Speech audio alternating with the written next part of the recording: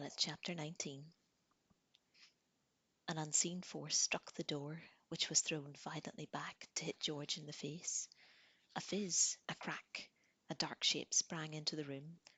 Lockwood danced forward, swung his rapier. There was a strangled squawk of alarm. For an instant, nothing moved. Lockwood seemed frozen. My rapier, too, hung halfway through its arc. My muscles had locked as soon as I'd heard the breaking canister and smelled the salt and iron that scattered around me on the floor. I plucked out my torch, switched it on, illuminating Lockwood, mid-attack position, the point of his rapier inches from Quill Kipps's throat. Kipps had one leg slightly raised. He was leaning backward with goggling expression on his face, his chest going rapidly up and down. His own rapier tip was wobbling in the air, a short distance from Lockwood's stomach. Crowded in the doorway stood Cat Godwin, holding a night lantern, and Ned Shaw, clasping another salt bomb. Little Bobby Vernon's startled eyes peered from the darkness, somewhere south of Shaw's left armpit. Each unlovely visage displayed mingled bafflement and terror. Silence reigned, except for George's muffled swearing behind the door. All at once, Lockwood and Kipps jumped away from each other with exclamations of disgust. "What the hell are you doing?" Kipps croaked. "I might ask you the same thing." "That's none of your business." "It's precisely my business," Lockwood said. He ran his hand irritably through his hair. "It's my business that you're on." "You're living dangerously, Kipps. You almost got a rapier in the neck there." "Me? We thought you were a visitor. If it wasn't for my bullet speed reactions, I'd have completely disemboweled you." Lockwood raised an eyebrow. "Hardly. It was only because I could already see uh, that you saw who I was that I stopped myself driving the pommel of your own sword sharply back into your abdomen using the Bedecker Flynn reverse strike maneuver. Lucky for you I did, so I didn't." There was a pause. "Well," Kip said, "if I understood what you were talking about, and I'd no doubt have a neat retort." He returned his rapier to his belt. Lockwood stowed his too. Ned Shaw, Bobby Vernon, and Cat Godwin looked scowlingly into the room. George emerged from behind the door, rubbing a nose that seemed even smaller and stubbier than before. For a while, no one said much, but there was a great deal of assertive clicking of rapiers and other weapons that were grudgingly put away. "So," Lockwood said, "you've resorted to simply following us about, have you? That's pretty low." "Following you?" Kipps gave a right, derisory laugh. "We, my friend, are following the leads that Bobby Vernon here uncovered in the archives. It wouldn't surprise me if you were following us." "No need for that. George's research is doing us just fine." Bobby Vernon tittered. "Really? After that display on Wimbledon Common, I'm surprised Cubbins still has a job." Lockwood frowned. "It's going to be a pleasure to win this contest, Quill. By the way, your advert in the Times doesn't have to be too large.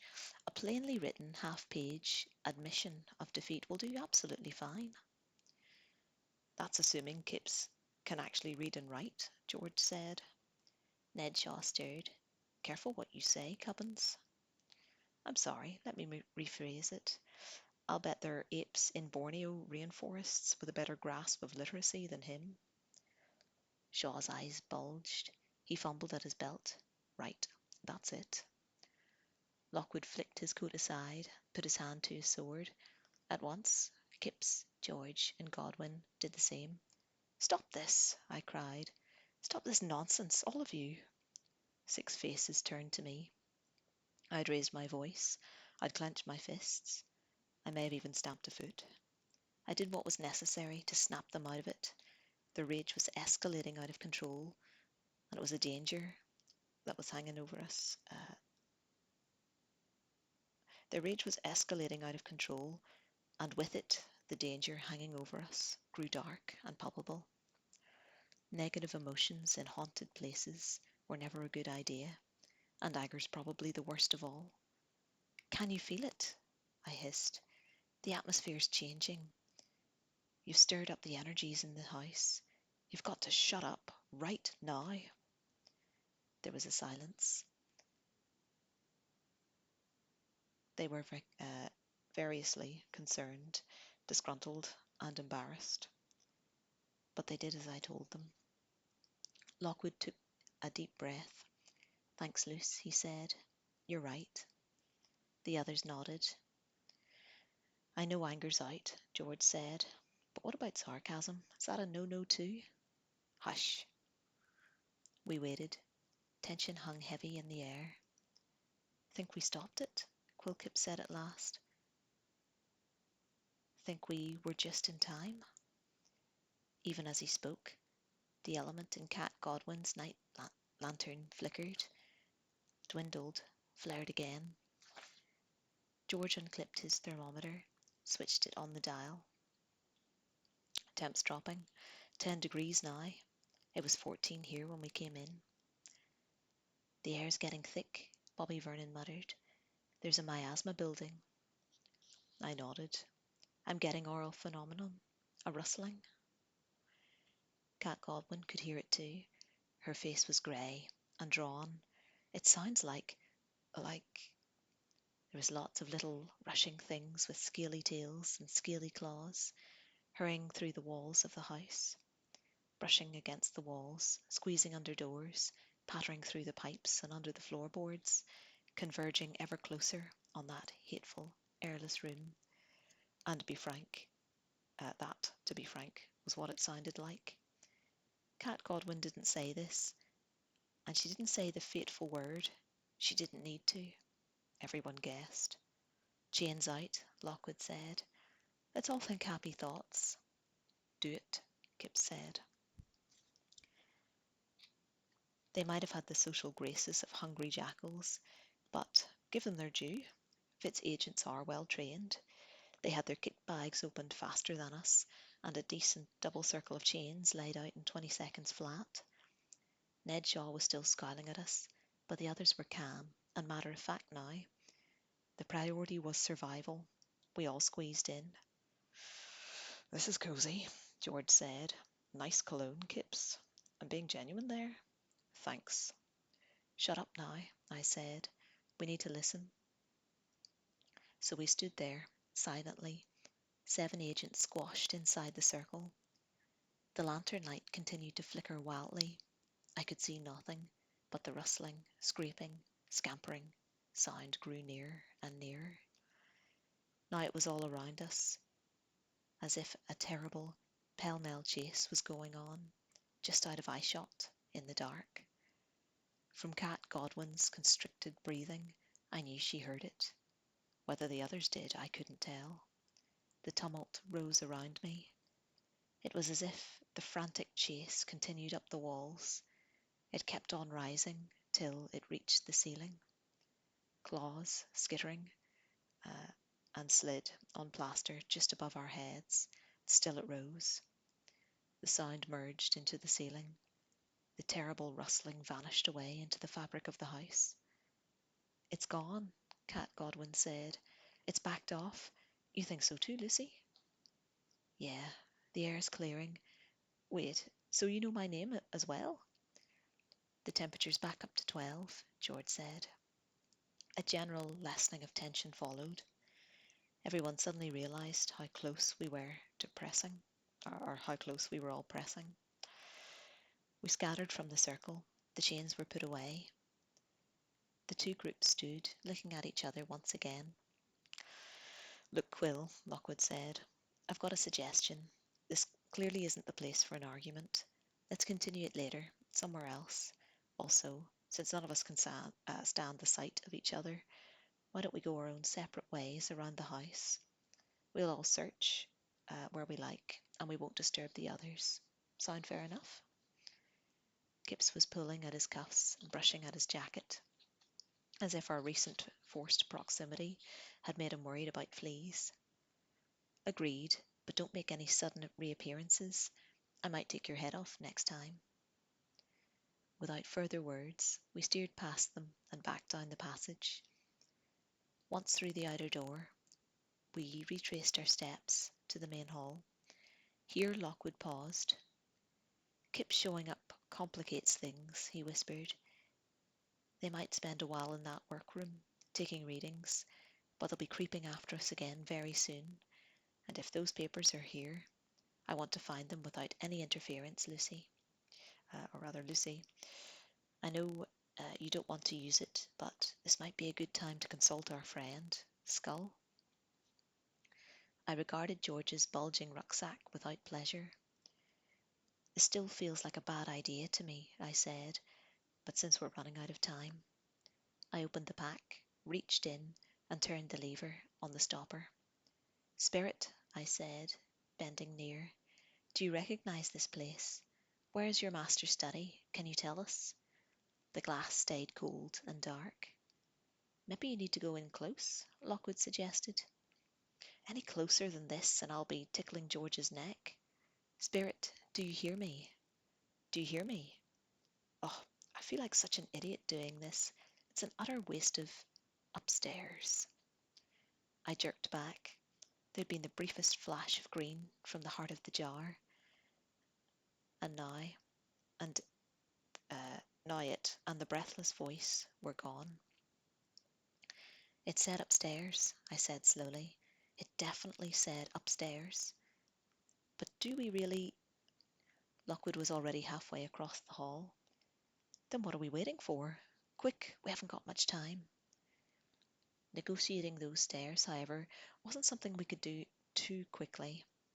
Many of the treads were rotten and wouldn't support our weight. We had to step over slicks of tiles and splinters of fallen wood. High above, ragged patches of stars shone through the roof where it had been. Also, we had to keep taking precautionary readings, much hastier than usual. We kept expecting our rivals to reappear below, which held us up still more. We picked up a slight decrease in temperature and low-level noises, a faint crackling and whistling. Lockwood also saw some plasmic traces flicking through the dark. There was one final thing as we got to the top of the stairs. "Look at the skirting," I said. "What are all those dark stains running along it?"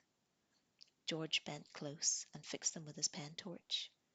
"Smudges and smears of grease," he said, "made by thousands of bristle marks." "It's just the kind of stain that—" he hesitated, "that rats make." Lockwood brushed past us impatiently. He took the last couple of steps in a single vigorous stride. "Forget it. Come on." It was a big square landing, ruined and half open to the sky. Brown leaves and little twigs lay among the dirt and debris on the wooden floorboards, and the moonlight shone with cold assertion through the gaping rents of the roof above. Behind us, a passage ran deeper into the house, but this was half blocked by fallen rubble. The stairs had curved around them during the ascent, so we were facing the back of the house. Ahead of us were open doorways to 3 rooms. "Yes," the ghost's voice whispered in my ear. "There." "We're close," I said. "Bickerstaff's study is one of those rooms." The moment I said the name, there was a spike in psychic sounds that I heard. A distant crackling flared loud enough to make me flinch. A slight breeze blew through the empty house, moving the leaves and curls of paper across the floor. A few fragments fell between the banisters and drifted away to the darkness of the void below. "Might be worth going easy on that name up here," Lockwood said. "Temperature, George?" 8 degrees, holding constant. "Stay there and watch the stairs for Kips. Lucy, come with me." Soundlessly, we crossed the landing.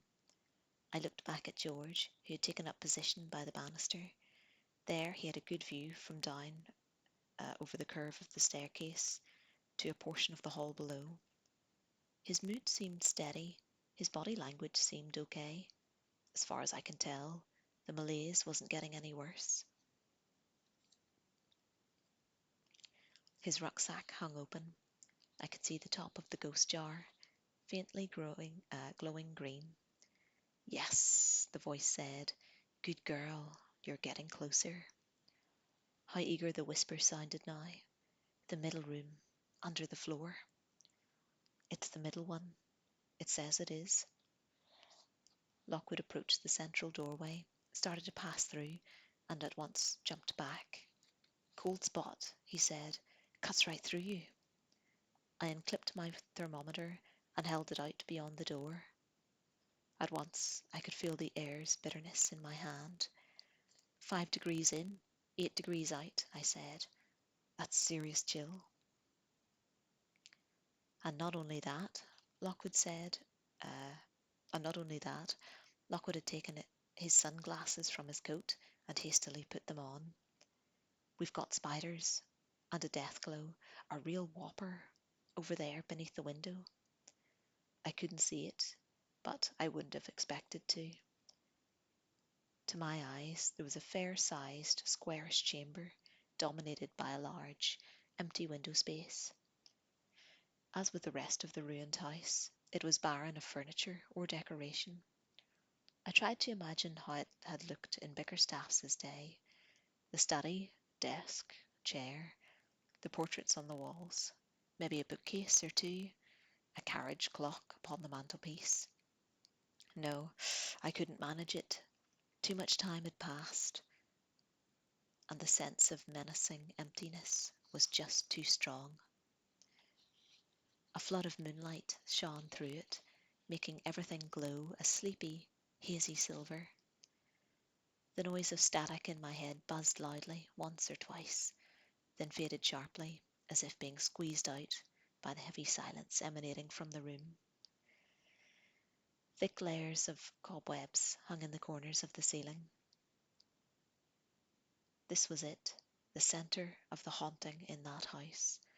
My heart beat painfully against my chest, and I could feel my teeth chattering.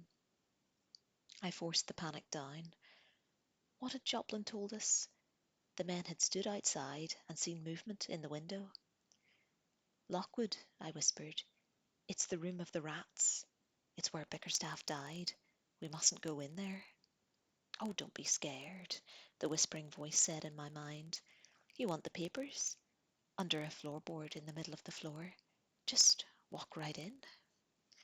A quick look only, Lockwood said, and then we'll go.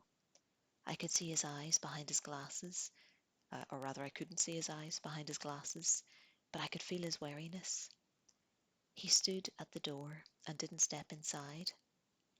That's what the skull wants us to do, I pleaded, but we can't trust it. You know we can't. Let's leave it. Rather, let's just leave it, Lockwood. Let's get out of here. After all this? Not likely. Besides, Kips'll be up here in a minute. He pulled his glove higher over his wrists and stepped through the door. Gritting my teeth, I followed. The drop in temperature was brutal. Even in my coat, it made me shudder. There was an immediate hike in the static too, as if someone had turned the dial the moment I went inside. The air was heavy with a particular sweet smell, not unlike the climbing shrub outside the window. It was thick, cloying, somehow rotten. It had no obvious source. It was not a room to remain in very long. We walked slowly through the drifting spears of moonlight, hands in our belts, surveying the door. Most of the boards seemed held fast, stone stiff and strong. It says it's in the middle somewhere, I said, according to the skull. What a very helpful skull he is. Ah, this one gave a little. Keep watch, Lucy. In a moment he was on his knees, squatting by the floorboard, exploring the edges with his long fingers. I took my rapier from my belt and paced slowly around the room. I did not want to remain still here. Somehow I needed to move. I passed the door. Across the landing, George was looking at me from his position by the banisters. He waved. The back of his rucksack glowed a faintish green. I passed the window. From it I could see the slates of the entrance porch and the path leading down the hill, the tops of the ragged trees. I passed an empty fireplace. On impulse, I let my fingers touch the blackened tiles. Sound looped out of the past. The room was warm. Fire crackled in the grate. "Hello, my dear fellow. The boys all set up for you. We've chosen you for this great purpose. You're to be the pioneer." Another voice. "Just stand before it and take the cloth away. Tell us what you see." "Have you not looked at it yet, Bickerstaff?" The speaker was querulous, prickly with fear. "Surely it should fall to you. It is to be your honour, my good Wilberforce. This is your heart's desire, is it not? Come, man, take a drop of wine for courage. That's it. I stand ready to record your words. Now then, we remove the veil. So, look into it, Wilberforce. Look and tell us." Appalling cold, a cry of terror, and with it the buzzing of flies. "No, I cannot." "I swear you shall. Hold him fast. Get him by the arms. Look, curse you, look. And talk to us. Tell us of the marvels that you see." But the only answer was a scream, loud, loud, louder, and suddenly cut off. My hand fell away from the wall. I stood rigid, eyes staring, frozen in shock from what I'd heard. The room was very still, as if the whole building held its breath. I could not move. I was engulfed by the echo of the dead man's fear. The terror subsided, blinking, gasping. I remembered where I was. In the centre of the room, Lockwood crouched beside an uprooted floorboard. He was grinning at me broadly. He had several yellowed, crumpled papers in his hands. "How's that, then?" he smiled. "The skull spoke the truth." "No." I lurched towards him and caught his arm. "Not about everything. Listen to me. It wasn't Bickerstaff who died here. It was Wilberforce. Bickerstaff forced him to look in the bone glass, right here in this room. The bone glass killed him. Lockwood, it was Wilberforce who died in this house, and I don't think his spirit's still here now. Or I think his spirit's still here now. We need to get out. Don't talk, just leave." Lockwood's face was pale. He rose, and at that moment George appeared beside us. His eyes shone. "Have you found them? You got the papers? What do they say?" Later, Lockwood said, "I thought I told you to keep watch on the stairs." "Oh, it'll be all right. It's quiet down there. Ooh, it's handwritten. There's little pictures too. This is fascinating." "Get out!" I cried. A growing pressure beat against my ear. It seemed to me that the moonlight in the window was a little thicker than it was before. "Yes," Lockwood said. "Let's go." We turned and saw the hulking form of Ned Shaw standing in the doorway. He blocked the space. If you'd put a hinge on his backside and another on his elbow, he'd have made an ugly but effective swing door. "Lockwood," I said, "how long has it been since you actually, or George," I said, "how long has it been since you actually watched the stairs?" "Well, I might have nipped over a moment or two ago to see what you two were doing." Shaw's little eyes gleamed with triumph and suspicion. "What do you got there, Lockwood?" he said. "What's that you're holding?" "Don't know yet," Lockwood said truthfully. He bent, put the papers in his bag. "Give them here," Shaw said. "No. Let us pass, please." Ned Shaw gave a chuckle. He leaned casually against the door jamb. "Not until I see what you've got." "This really isn't the place for an argument," I said. The temperature was dropping. The moonlight swirled and shifted in the room, as if slowly being stirred to life. "Perhaps you're unaware," Lockwood began, "that this room—" Shaw chuckled again. "Oh, I can see it all. The death glow, the miasma forming. There's even a little ghost fog. Yeah, it's not the place to linger. Lockwood's eyes narrowed. In that case, he drew his rapier, you'll agree we can leave now. He stepped toward him. Shaw hesitated, and then, almost as if those hinges I mentioned were in position and nicely oiled, swung back and let us through. Thanks, Lockwood said. Whether it was the way he said it, lightly but with amused disdain, whether it was my look of utter contempt, or the grin on George's face, or simply a pressure inside that could not be borne, but Ned Shaw suddenly cracked. He ripped his rapier clear and, in the same moment, jabbed it at Lockwood's back. I knew the move. It was the Komiyama twist, used on spectres, wraiths, and fetches, not on people. My gasp as the sword was half drawn warned Lockwood. He began to turn, the rapier point scratched at a long angle in the fabric of his coat, caught against the threads, and penetrated the cloth. It caught him just beneath his left arm. He sprang out and away. Red-faced, panting, Shaw plunged after him like a maddened bull. Reaching the centre of the building, Lockwood spun around, struck aside his enemy's outstretched rapier, and cut two parallel lines across the fabric of Shaw's sword arm, so that the jacket sleeve hung loose and limp. Shaw gave a bellow of fury. Footsteps on the stairs. Kipps was taking them two at a time. Cat Godwin and little Bobby Vernon followed on behind. They all had rapiers in their hands. Lockwood, Kipps cried. What's going on? He started it, Shaw cried, frantically warding off a series of remorseless blows as he retreated across the landing. He attacked me! Help! That's a lie, I shouted, but Kipps was already hurtling to the attack. He advanced on Lockwood, side on. It was a position from which Lockwood would have been unable to see him. Sneaky and effective, a typical Fitz ploy. And then my own anger, which was bubbling up inside since Shaw's treacherous assault, perhaps ever since that night on Wimbledon Common, overwhelmed me. I charged forward, rapier raised. Before I could reach Kipps, Cat Godwin was upon me.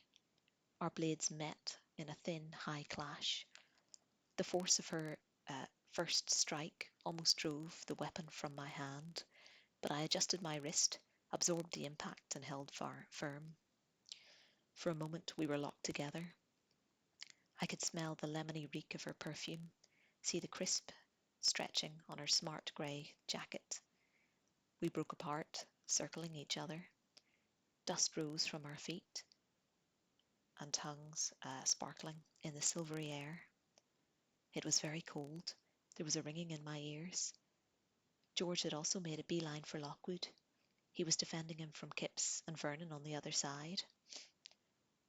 Lockwood had removed a portion of Shaw's second sleeve. Bits of ragged cloth lay scattered across the moonlit floor. Godwin brushed a fleck of hair out of her eyes. Her face was so hard and set she might have been made of marble. Maybe I looked the same way. Part of my mind was yelling at me, telling me to stop and calm down. But it's hard in a haunted house. Emotions get tugged and twisted out of true. I was furious, yes, we all were. But I wondered how far the atmosphere of the house was pulling us towards extremes. George driving Vernon back with a series of furious jabs, then retreating as Kipps caught him on the thigh with a well-aimed thrust. Lockwood with cold, systematic precision, reducing Shaw's jacket ever closer to ribbons. Godwin. Cat Godwin's next attack was twice as quick as the ones before. White-faced eyes staring, she swiped at my sword arm. The tip of the blade caught me neatly on the exposed skin between my wrist bones, just beyond the guard. It bit through the skin, making me cry out. I grasped my wrist, flecks of blood showing between my fingers. I looked up at her in shock, and then I looked beyond her. My mouth opened. I backed away. Giving up? Godwin said. I shook my head and pointed past her toward the empty study. In the centre of the moonlight. In the spotlit patch below the window, a dark shape was rising from the floor. A violent silence attended it. Moonbeams wreathed and thickened.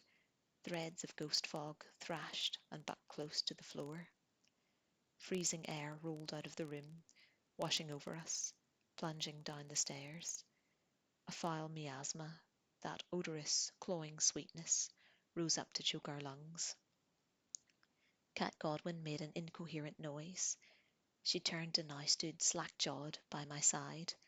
The others lowered their weapons and became similarly transfixed. Up rose the shape. "Oh God," someone said. "Bickerstaff." Not Bickerstaff. I knew that now. Not Bickerstaff, but Wilberforce, the man who'd looked into the mirror. But even that was not the full horrible truth of the apparition that we saw. It was vaguely man-shaped, that much was clear, but also somehow wrong.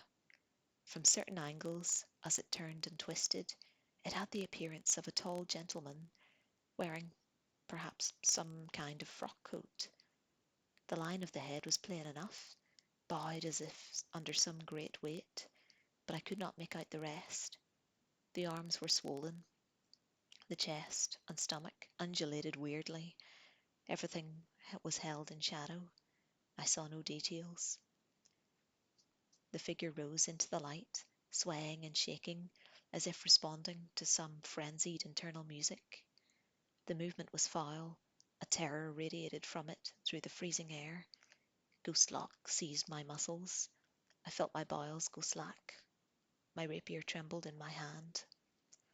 Swaying like a drunken man, head lolling, body shifting, writhing with a horrid, fluid grace, the figure rose, silhouetted against the moon.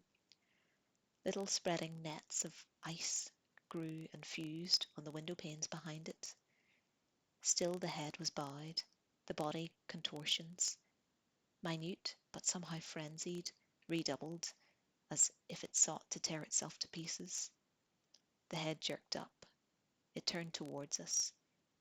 It was a black void that sucked in light. A desperate voice rang in my mind. "Bickerstaff, no!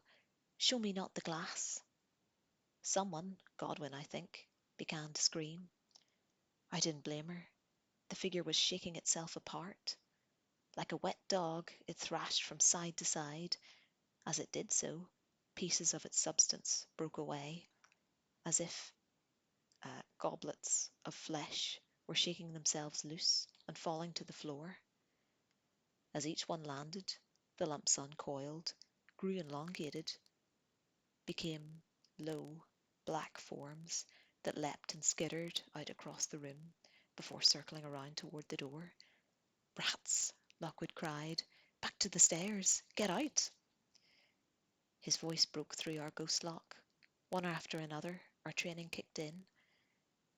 Not before time, the first black forms were already upon us. 3 coal-black and shining with yellow, maddened eyes came springing through the door.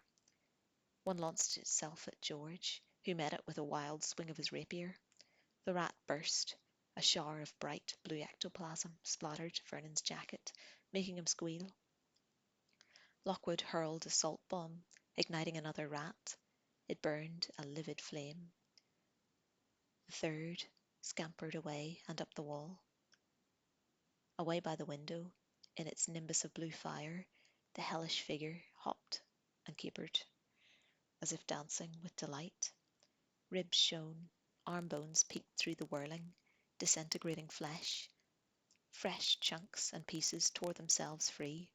Spectral rats scattered up the walls and across the ceiling. More came through the door. "Back!" Lockwood cried again. He was walking backwards, slowly, methodically, slashing through the darting and clawing forms as they drew near.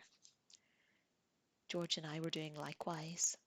Of the Fitz agents, Shaw and Godwin beat the most orderly retreat. Shaw scattered iron filings in a broad circle so that the advancing rats fizzled and leapt and spun. Godwin tossed salt bombs left and right. "Kipps," He'd already scarpered. I heard his boots beating out a cardly fandango down the stairs, but Bobby Vernon seemed racked with panic, neither attacking nor retreating, his sword hanging limply, his eyes on the bony, dancing thing. It sensed his weakness. Visitors always do. Rats converged upon him along the walls and ceiling, one dropping towards his head. Lockwood sprang close, long coat flapping. He swung his sword and, mid-fall, sliced the rat in two. Plasm fell like molten rain. Vernon moaned. Lockwood grasped him by the collar, dragging him bodily towards the stairs. From left, from right, the black, swift forms came darting. I threw a salt bomb, drove them shrieking back. The landing was awash with salt and iron. The burning rats shrank and dwindled on all sides. We reached the stairs. Lockwood flung Vernon ahead of him, jumping over a wreathing rat that coiled or collided with the skirting and clattered down. I was the last. I looked back into the empty room. In its livid fire, the thing by the window was almost reduced to bones. As I watched, I saw it fall back, disintegrate entirely into a dozen darting forms that whirled around and around. I beg you, roared the disappearing, distant voice, show me not the glass. I pelted around the curve of the stairs, down along the hallway, toward the open door. Not the glass. I fell out of the front door, across the porch, and into the long, wet, moonlit grass. The summer night enfolded me. For the first time, I realized how cold I'd been. Shaw and Godwin had already collapsed on the ground. Vernon was slumped against one of the pillars of the porch. George and Kipps had discarded their rapiers and were bent over, almost double, gasping, hands clamped against their knees. Lockwood was hardly out of breath. I looked up at the window overhead, where, flickering, uh, lit by a flickering blue other light, the stick-thin figure and the rats could still be seen, dancing and capering. Rats leapt and bounded right up and down the walls and across the ceiling. They merged in and out of the figure, building it up to the momentarily resemble a Victorian gentleman with his swinging coat-tails, then stripping back to the bones again. The light winked out. The house was dark beneath the moon. I turned away, and as I did so, a brief, malevolent chuckling sounded from my mind. From the back of George's rucksack, a faint green glow flared once again, then faded. Now there was nothing but 7 exhausted agents scattered, wheezing on the quiet hill. And that's the end of the chapter and the end of the section. We're in section 5 now, but it's the last section and can't read it. So buy the book if you want to know how it ends.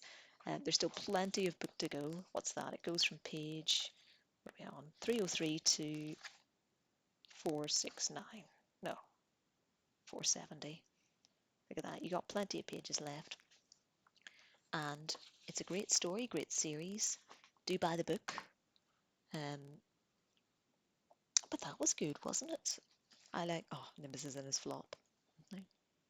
Long as cage. I like the lore of it, and I know it doesn't explicitly say, but I think it, unless I've misread this, it kind of leads you to believe that Wilberforce, I know that was his ghost that chased them out, is the same as who the skull is. I think he's Wilberforce, although they do talk about a youth that was with them at the time, so it was the youth whose the skull is. Obviously, you wouldn't know otherwise, but I don't know. Maybe it's Wilberforce, although that was his ghost. Couldn't have 2 ghosts, could you, for one body? That's a lore.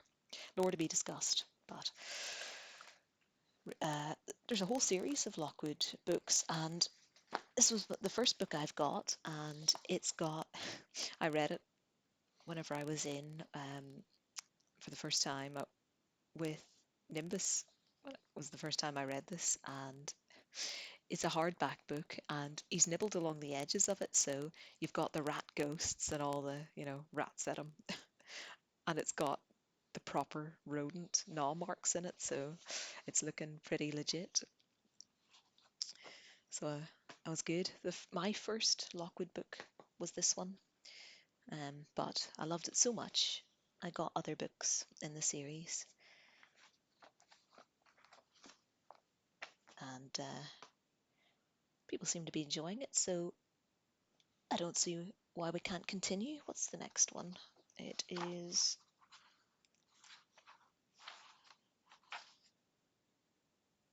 Oh, right. Oh, this must be a first edition because it doesn't give the others in the series. I have them though, so we can read them. Wait a minute.